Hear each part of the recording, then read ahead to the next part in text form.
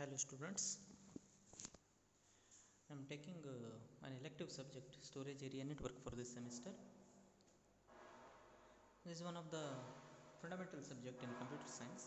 So most of the concepts are related to hardware specification and networking specifications over internet, also over internet as well we are considering. The main concepts here we are going to study is about the disk systems. So main intention, once the data is created, it is to be utilized properly and it is to be stored properly, right? So how and where the storage is to be done, that is what the subject tells you. The first module which tells you about the storage system introductions. Okay, what is data center or server, what type of data it stores, what is information. Okay, all the other parameters we are going to study in details. Then to store the data over server, we have some strategies. So we are using some kind of disks. uh, the, they are called as RAID. Okay, RAID, RAID, redundant uh, array of inexpensive disk or independent disk. That is what the meaning of RAID is. So as you can see here, RAID components, uh, those things we are going to study in the first module. Then module 2, which tells you about the storage networking technologies and virtualization. Okay, storage networking technologies. So interconnecting parameters, various protocols also to be discussed here, vSAN and all. Concept of zoning comes, FCOE, FCIP and all, different types of protocols for communication that we are going to study in module 2. Module 3, which tells you about the data backup, data archive and data replication process. Taking a backup of the data, you know the meaning of backup, right? Having a redundant copy. What is the purpose of having backup? To recover the data in case of data loss.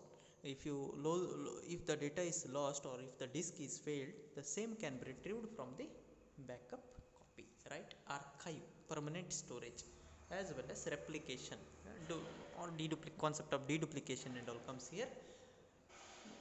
Then cloud computing characteristics and benefits. This relates to storing the data over cloud.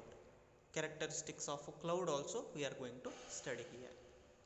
And the fifth module, uh, which tells you about securing and managing the storage infrastructure. In storage infrastructure management, how to manage this storage area network, SAN. That is described at chapter number 5 or module number 5. There is only one textbook for the subject. Information, sorry, there are two textbooks, but most of the topics are there in first textbook only, and the textbook is available library also. Information storage and management, the PDF of the same which I have shared, EMC Education Service, Villay publication. Okay, this is what the textbook. Another textbook we have, a storage virtualization by Clark Tau. Okay, so these are all the textbooks. Two textbooks it has, and mainly the first textbook is the major textbook or the main textbook is. Fine, that is what the introduction of the subject storage area network.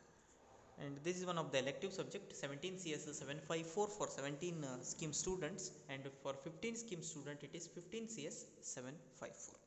Syllabus is same, but the scheme is different. Scheme is different, where 17 scheme students are writing IA for 40 marks, and external for the 60 40 scheme you are in. But the other, I mean external, even though if you are answering for 100, it will be converted into 60, I mean. And for 15 scheme the syllabus contents are same, but the scheme is different, and code is 15 CS 754.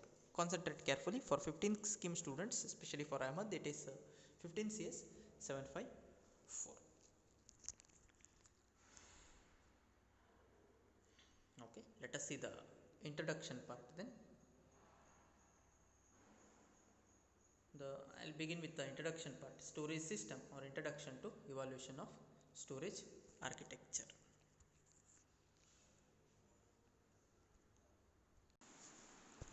This is the textbook, Information Storage and Management, second edition, storing, managing and protecting digital information in class, virtualized and cloud environments.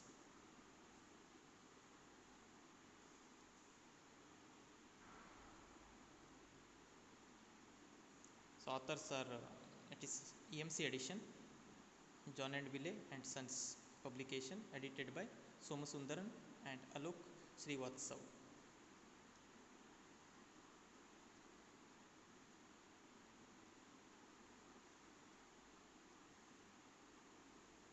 And your introduction starts from here. See the contents. Chapter 1, Introduction to Information Storage. This comes under storage system. Almost chapter 1 to 3, almost chapter till chapter 4, the first module covers.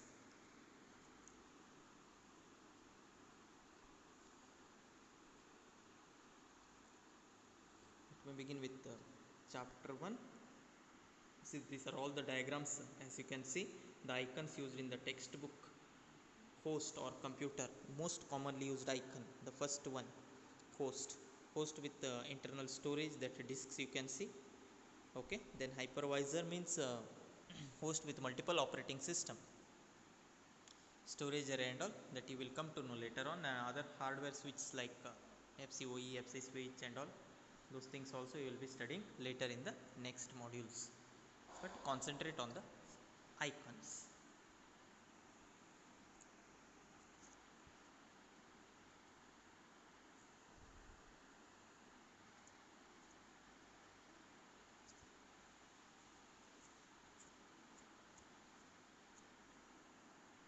Information storage and management.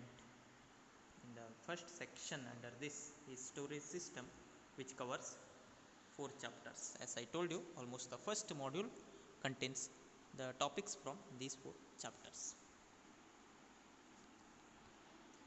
Introduction to information storage. First question comes, what is information? What is information?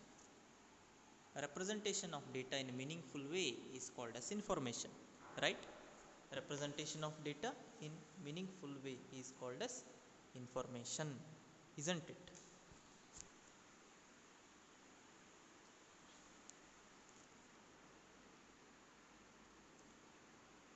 What is data and how it is represented then? See, you are computer science students, you must be knowing it, right? How data is represented?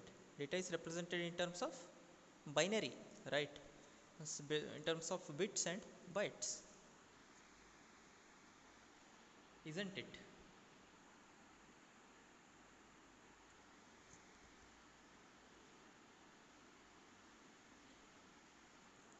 What is data center then? Data center means server where the data is managed, data is processed as well as stored, which is called as data center, right? You can see the definitions over here. Data is a collection of raw facts from which conclusion might be drawn. Data is a collection of raw fact from which conclusion might be drawn. Handwritten letter, a printed book, a family photograph, printed and duly signed copies of mortgage papers, bank ledger, airline ticket. These are all the examples that contain the data. We can very simply, very easily explain. Very, as you can see the first paragraph. Data is a collection of raw facts from which conclusion might be drawn. The examples are like as given here, printed book or a photograph, whatever. Same thing will be represented in terms of digital format later on, digital image or e-book, right?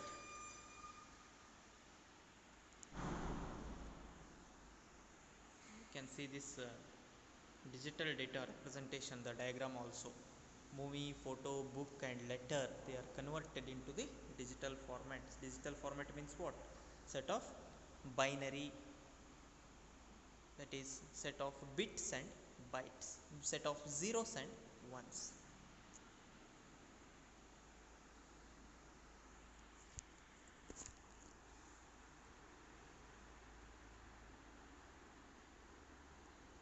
With the advancement of computer and communication technologies, the rate of data generation and sharing has increased exponentially.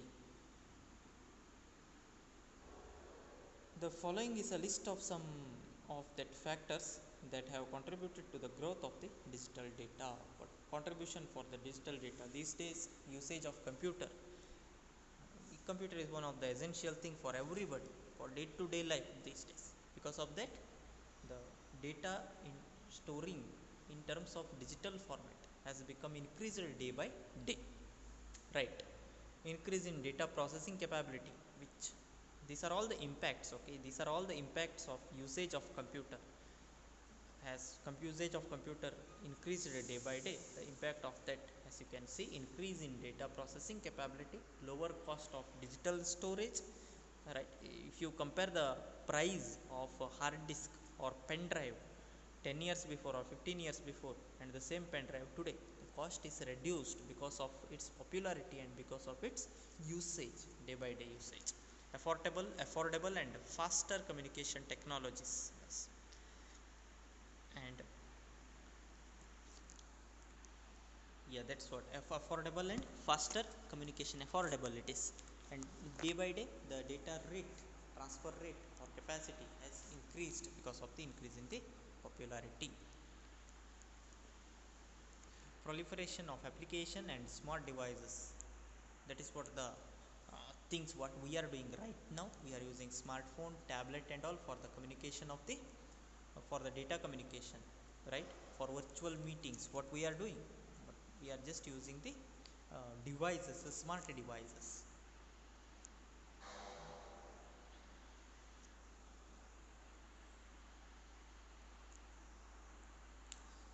This accelerated growth of using the smart devices and creating the digital data is represented, is called as data explosion.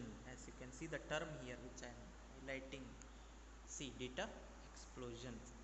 Okay, these are all comes under introduction part, simple things or basic things.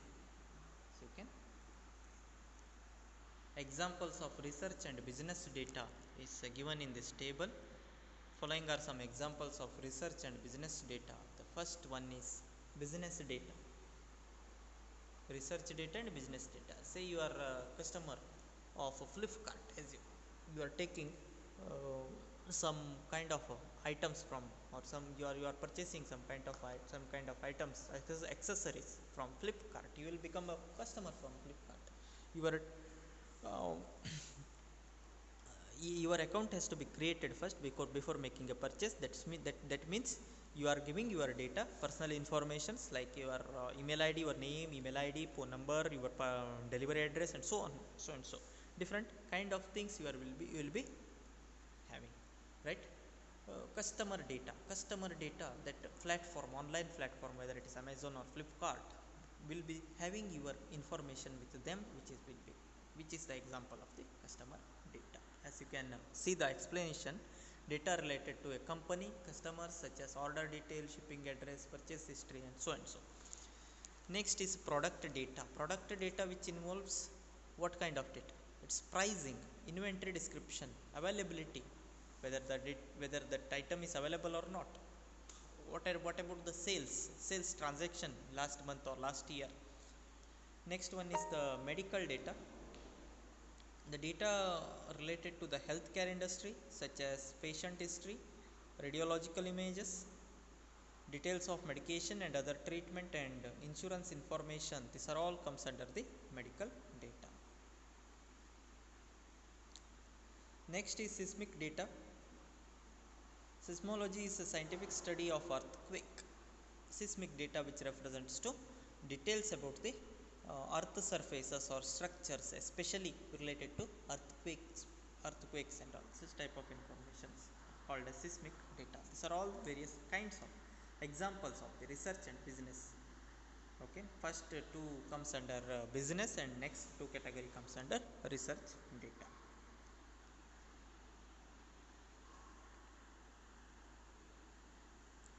Next is types of data.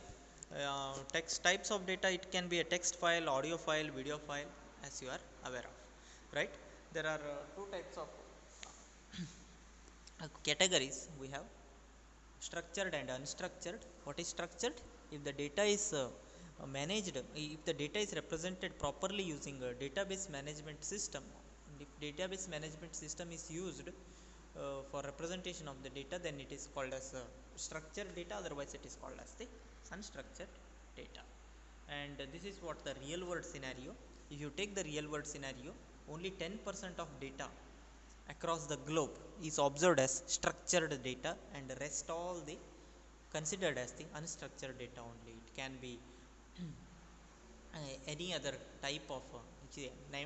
It can be email attachment, instant messages, in audio video or transactions, x-ray data or medical information. So any other kind of data it can be.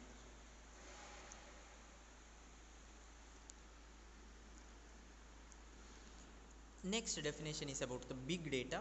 Big data is a new and evolving concept which refers to data set whose size are beyond the capability of the commonly used software tools to capture, store, manage, process and process within the acceptable time limits. So it involves, as the name itself tells, big data. Try to analyze the definition as the definition is given here. Please read the definition once again. It includes both the structured as well as the unstructured data from the variety of sources. It can be from the web pages, videos, or email attachment, social media like Facebook, Twitter, or any other messengers like WhatsApp and so and so.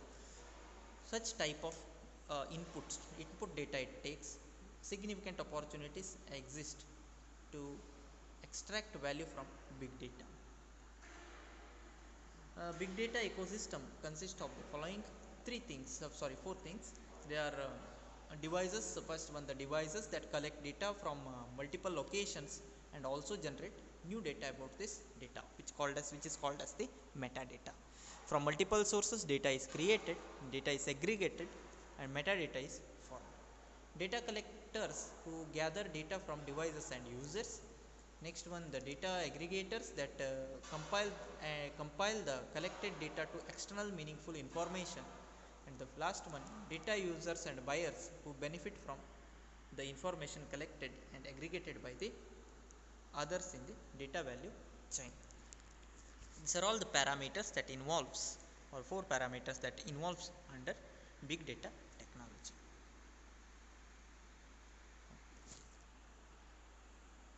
Please go through the PDF what I have shared. Let us continue our discussion in the next video. Thanks for watching.